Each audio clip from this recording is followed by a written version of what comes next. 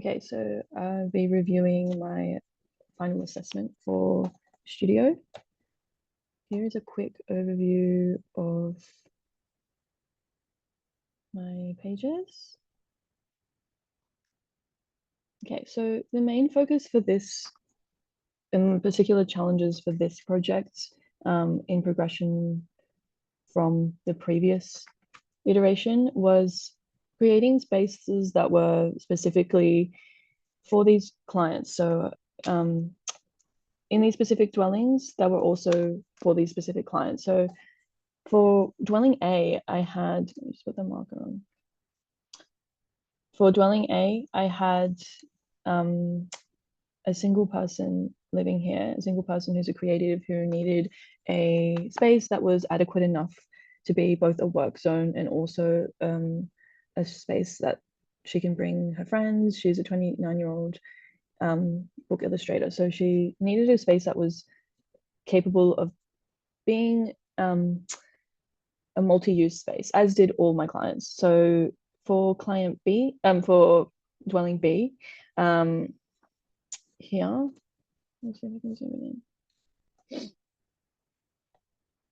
So for client B here in this dwelling, it was really a challenge to create adequate space for him as he was an aged resident, and all of his main requirements were to be on the bottom level. And in order to get adequate sunlight access and ventilation throughout the home, as it's blocked off from both the east side and, sorry, the south side and the west side, there needed to be open doors, floor to ceiling open doors along the north side and also the east side. So these open up to a garden, like a shared vegetation garden, which can be used by him, and all the spaces are open plan. So the living, dining, kitchen, and also the bedroom have access to the outside courtyard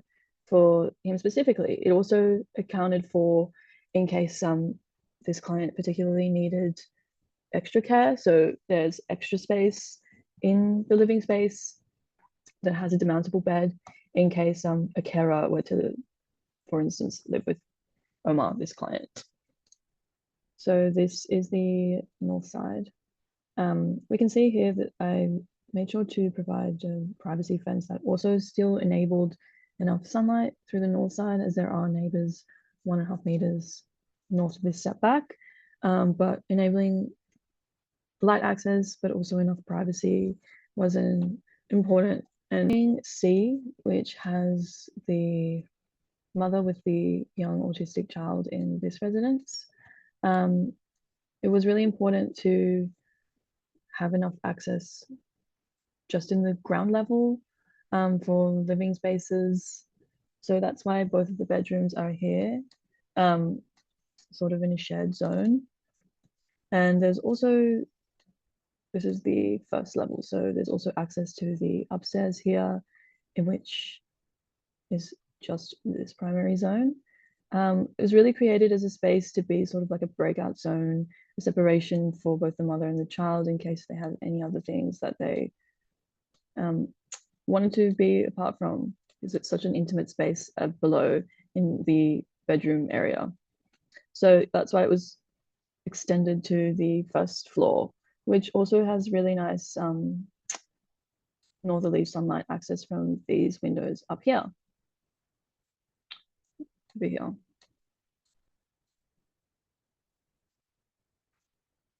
So on the shared level, so all of the dwellings have access to the rooftop from the ground floor through this sort of atrium stairway in the middle, in the central courtyard.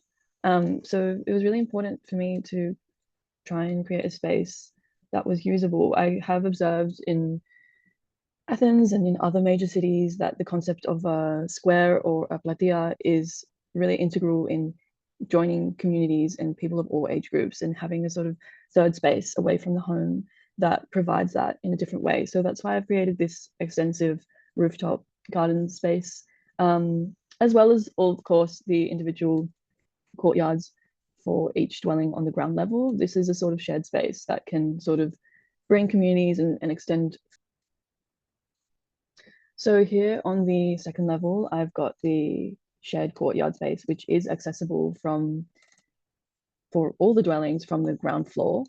So it was really integral to create a space that was a third space that is, I've sort of taken inspiration from European cities and Athens, where a third space is sort of unites communities from all age groups and even extends further out. So creating that space, that was part of one of the most important aspects of this design, as well as the individual courtyards that are on for each dwelling on the ground level.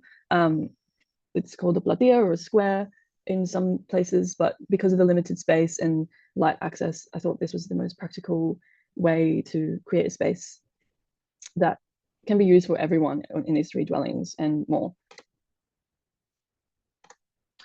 It's also an aspect that we can see from the west elevation is sort of wanted to create create the dwellings using materials that were semi-transparent, that had privacy at the same time as were transparent enough where the street and the community blended in with the homes. So that's why I chose this sort of perforated stainless steel.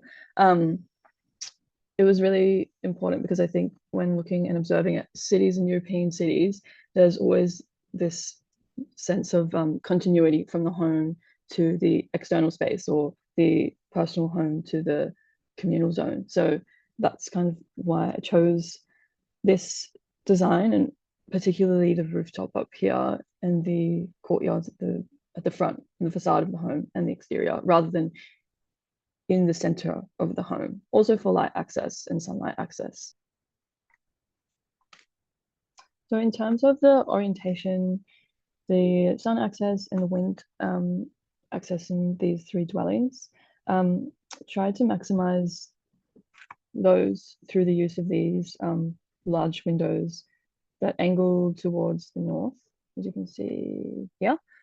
Sorry, angle towards the west. The main reason for this is because, most importantly, the winds, the hot summer winds, they usually come from the northwest. So having limited windows in the northwest can limit the overheating of the dwellings, especially on the top levels where the hot air rises. So that's why I designed the windows to be on the east-west, but to open up from the east so that you get the easterly breezes from the summer.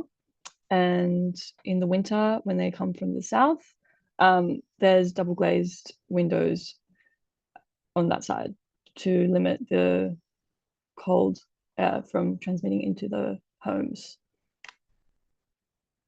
In terms of materiality, I've gone with the high thermal mass material of rammed earth, not only because it's a sustainable material, which is also good for multiplex or manor houses, as it's got a really high fire rating. So because it's such a dense material with high thermal mass, it's better off in the warmer months because it sort of prevents the heat from transmitting within the home. But it is slightly problematic in the colder months, in which heat sort of does disperse out. So that's why I've designed it to have in between the external walls, to have an internal wall cavity for extra insulation for the colder months, as the property is in Wellington. So in the winter times, because it's more of a, I guess, mountainous regional spot, it tends to drop a bit cooler in that area. So that's why I've got the extra insulation in between the two high thermal mass rammed earth walls. This is a basic sort of extrusion of how the wall panels and the roof panel can are sort of dispersed. And because of the nature of the material, whilst prefabricated panels are, because they weigh a lot, have a high mass, it's difficult to prefabricate them off-site, but there are methods of prefabricating these panels on-site. So over here, I've got an overview of the basic panel size that I'd use for my dwellings that would be compatible. And here you can see the basic prefabrication process of how they're constructed on site.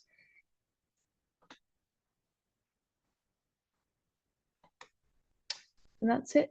I don't know if I'm missing anything, but thank you for listening.